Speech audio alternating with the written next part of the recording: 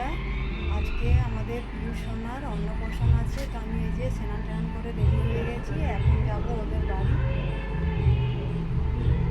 বন্ধুরা, পিয়ুষদের বাড়ি চলে এসেছি। দেখো খুব সুন্দর ডেকোরেশন হচ্ছে। পিয়ুষ সোনা স্নান করে রেডি হয়ে গেছে, মন্দিরে যাব আমরা।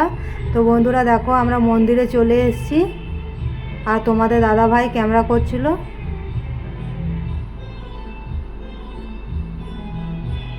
মা কালী ঠাকুরের পাশেই ভোলা বাবা আছে, তো সেটাও আমি তুলে ধরলাম বন্ধুরা।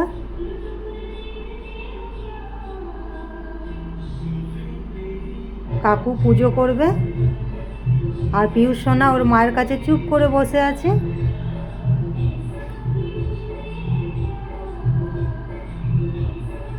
আর বন্ধুরা দেখো, আমার মেয়ে গোপালকে কোলে করেছে।